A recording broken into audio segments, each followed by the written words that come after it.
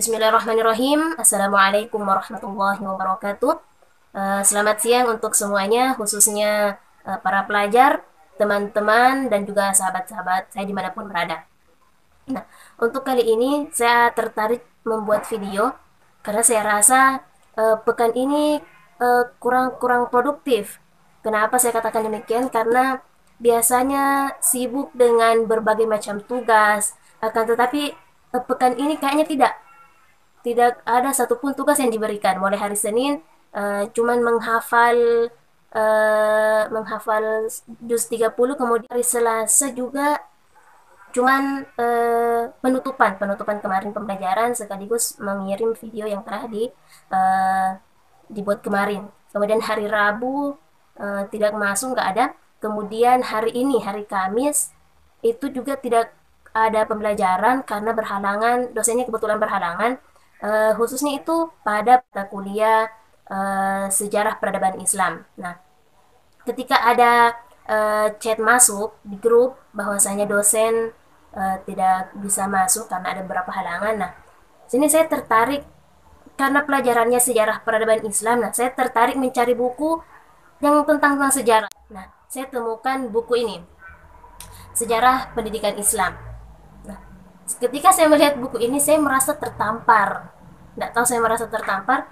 Saya rasa saya bergelut di dunia pendidikan, tapi saya sama sekali tidak mengetahui seperti apa sih pendidikan, sejarah pendidikan Islam itu sendiri, mulai dari zaman Rasulullah eh, hingga ke masa Khulafaur Rasyidin, ke masa dinasti Umayyah, dan seterusnya sampai kita merasakan manisnya pendidikan, begitu mudahnya pendidikan kita dapatkan sekarang ini.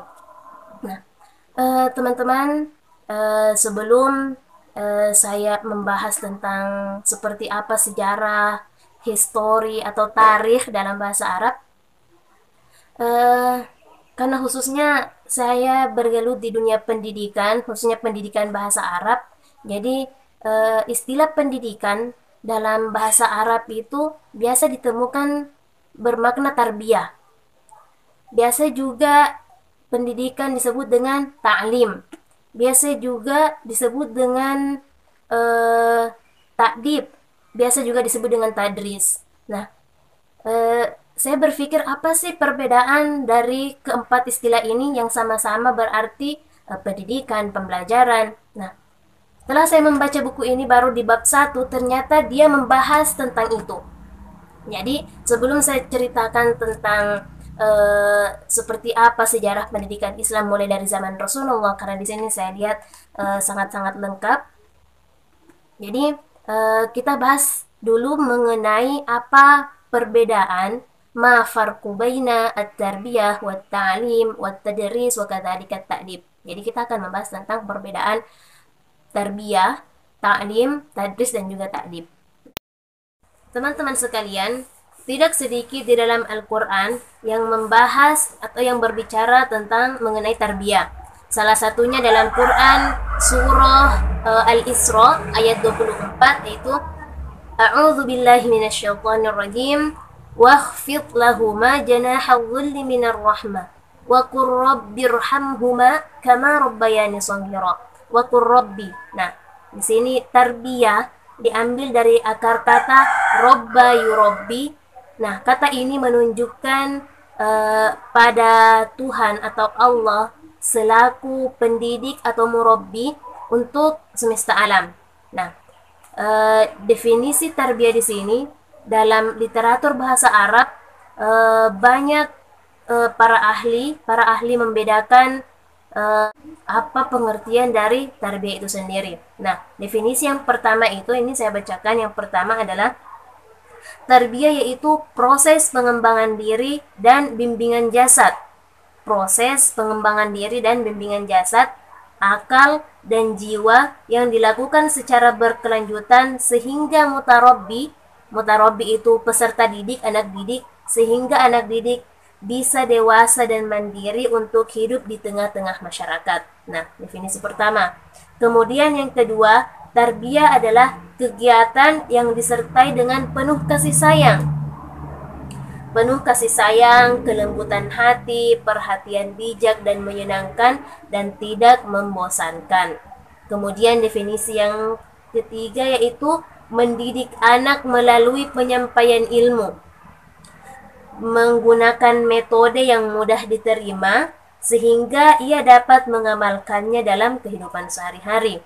Kemudian yang keempat, tarbiyah adalah kegiatan yang mencakup pengembangan, pemeliharaan, penjagaan, pengurusan, penyampaian ilmu, pemberian petunjuk, bimbingan, penyempurnaan, dan perasaan memiliki terhadap anak didik. Jadi berbagai macam definisi. Definisi ini ada 4 tadi, tapi yang intinya sama yaitu mengacu pada proses pengembangan peserta didik, mengacu pada proses pengembangan manusia. Seperti itu yang dijelaskan berbagai definisi-definisi ini. Teman-teman, di dalam buku ini dijelaskan bahwasanya taklim secara umum hanya terbatas pada pengajaran dan pendidikan kognitif semata-mata. Jadi dibatasi bahwasanya taklim atau pengajaran ini mengedepankan kognitif semata-mata, yaitu kognitif mungkin di pikiran teman-teman yang bergelut di dunia pendidikan tidak asing mendengarkan kognitif, yaitu kemampuan mengembangkan rasional atau mengembangkan akal pikiran. Nah, hal ini juga memberikan pemahaman bahwa taklim mengedepankan proses pengalihan ilmu pengetahuan dari pengajar ke peserta didik, dari muallim ke muta'allim. Juga mewakili ungkapan proses dari tidak tahu menjadi tahu. Juga ini bisa didefinisikan taklim dari tidak tahunya seorang peserta didik kemudian diberitahu, dari tidak tahu menjadi tahu. Ya, ini proses pengajaran.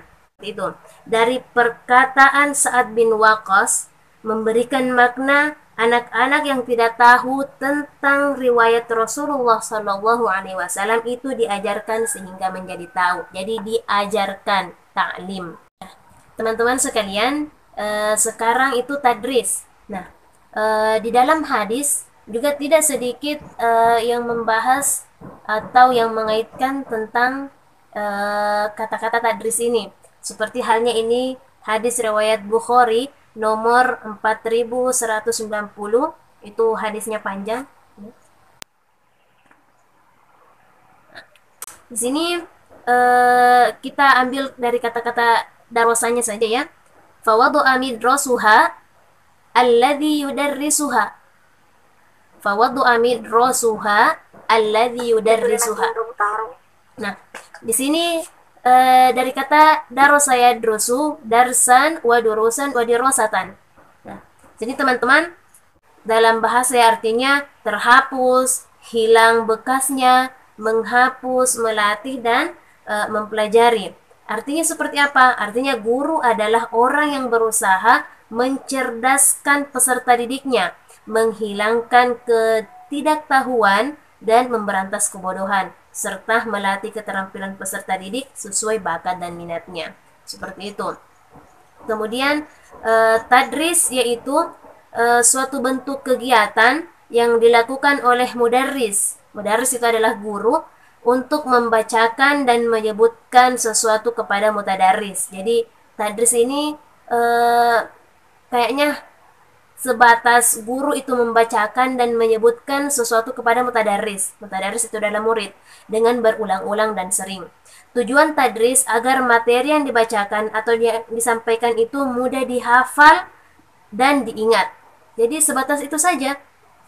Di sini dapat dikatakan bahwa tadris adalah suatu upaya menjadikan dan membelajarkan murid atau mutadarris supaya mau membaca, mempelajari, dan mengkaji sendiri. Ternyata cukup singkat, cukup pendek ini pengertian dari tadris. Dan juga ini tadris adalah upaya menyiapkan murid atau mutadarris agar dapat membaca, mempelajari, dan mengkaji sendiri. Yang dilakukan dengan cara mudarris membacakan, menyebutkannya secara berulang-ulang dan bergiliran menjelaskan, mengungkapkan, dan mendiskusikan makna yang terkandung di dalamnya, sehingga mutadarris atau murid mengetahui, mengingat, memahami, serta mengamalkan dalam kehidupan sehari-hari dengan tujuan mencari ridha Allah. Dan ini adalah definisi secara luas dan formal. Seperti itu. Berkenaan dengan hal itu, seorang guru yang mengajarkan etika. Jadi kesimpulannya di sini takdib itu menunjukkan seorang guru muta'adib yang mengajarkan etika adab. Dengan demikian, teman-teman, di sini takdib adalah konsep pendidikan yang bertujuan untuk menghasilkan individu beradab. Jadi semuanya kita melihat kepada konsep tujuannya seperti apa. Tadi pendidikan tujuannya seperti apa, taklim tujuannya seperti apa, dan juga tadris tadi tujuannya seperti apa. Teman-teman sekalian, setelah penjelasan tadi, di sini saya akan menyimpulkan perbedaan keempat ini dengan kata-kata yang lebih ringkas lagi. Nah, tarbiyah itu mempunyai pengertian yang lebih luas daripada yang ketiga tadi. Makanya tarbiyah lebih cocok digunakan oleh kata-kata pendidikan itu sendiri.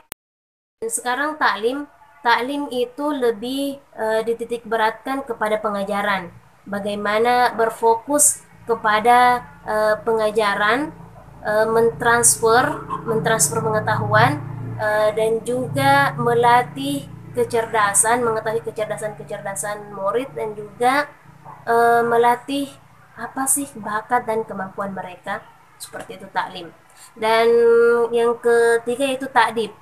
Takdib itu lebih berfokus pengajaran suatu budi pekerti.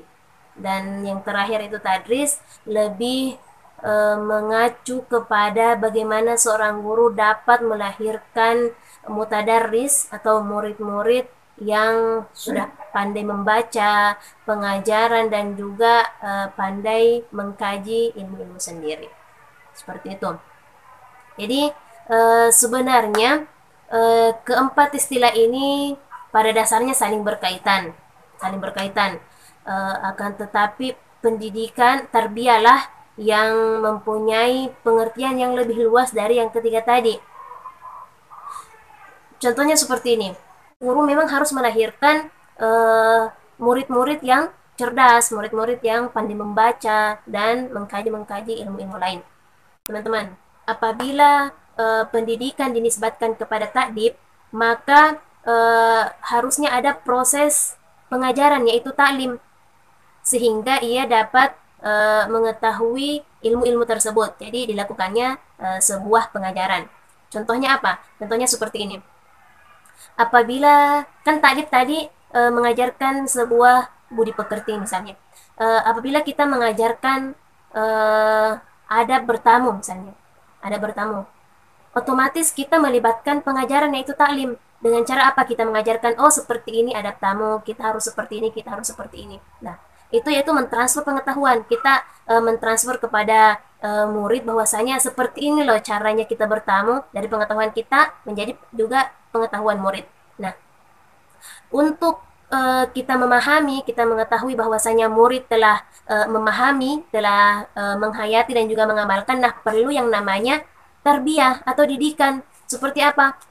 Kita memberikan teladan, atau kita memberikan contoh. Perlu adanya bimbingan, perlu adanya pendidikan, yaitu tarbiyah. Seperti itu. Karena sebagaimana yang telah dijelaskan oleh Abdurrahman An-Nahlawi, beliau menjabarkan 4 konsep tarbiyah itu sendiri. Yang pertama yaitu memelihara pertumbuhan fitrah manusia. Bagaimana tarbiyah ini memelihara pertumbuhan fitrah manusia. Jadi kita ketahui bersama bahwasanya fitrah manusia itu adalah suci, tidak tercampuri dengan apapun. Di sini pendidikanlah yang akan memelihara itu. Kemudian yang kedua itu mengarahkan perkembangan fitrah manusia menuju kesempurnaannya. Masya Allah. 3 yaitu mengembangkan potensi insani, yaitu sumber daya manusia untuk mencapai kualitas-kualitas tertentu. Terus yang terakhir yaitu melaksanakan usaha-usaha tersebut secara bertahap sesuai dengan perkembangan anak. Baik teman-teman, mungkin hanya itu kesimpulan atau ringkasan yang dapat saya sampaikan. Kemudian untuk cerita tentang sejarah pendidikan Islam itu belum dapat disampaikan di sini karena melihat durasi yang sangat-sangat panjang. Jadi mungkin next video mungkin kalian bisa dapatkan. Semoga kita masih diberi kesehatan, kesempatan sehingga saya bisa melakukan dan menceritakan sejarah pendidikan Islam itu sendiri. Assalamualaikum warahmatullahi wabarakatuh.